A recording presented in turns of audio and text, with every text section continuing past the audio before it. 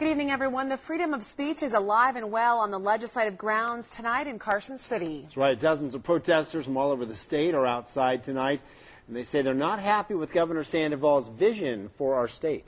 Andrew Del Greco was in Carson City today, and Andrew, the protesters don't seem to care too much. It's a little chilly and a little wet out there.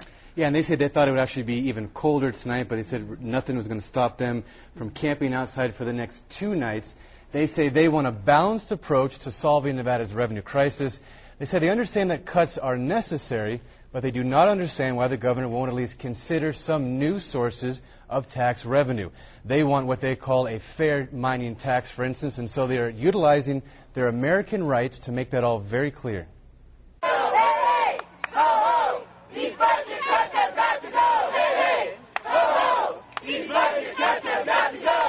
One after the other, chants of protest rang out in Carson City. Wake up, Nevada! Wake up! Wake up, Nevada! Wake up! They told the governor and lawmakers to wake up, and they said the bottom line is simple. Cuts, no! Revenue, yes! Cuts, no. Revenue, yes. Bob Fulkerson is executive director of the Progressive Leadership Alliance of Nevada. We are a lean, mean, stingy state.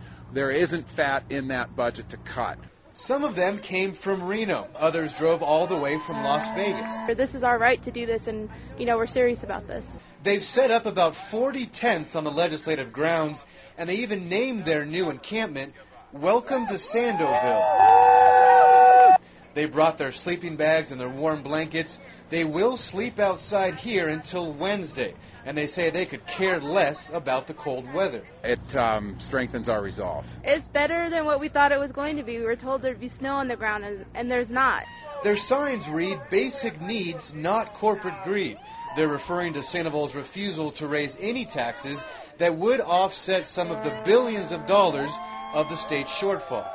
The cuts right now are bone splintering, will cause people literally to die. I mean, you're going to have mentally ill people who are no longer get services. What are they going to do? And again, they say they want to see what they call a fair mining tax as one of the proposals for new tax revenue.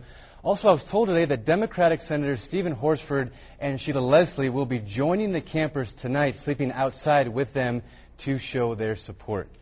Well, Andrew, they're getting a lot of attention. Do they think this is actually going to change anybody's mind, though? Well, they're being optimistic, but they say, look, we drove from Las Vegas. We're going to be outside for 2 nights. We have a lot of motivation when it comes to all this. So imagine, they say, what we will do come Election Day if they don't listen to the voters, is what they say.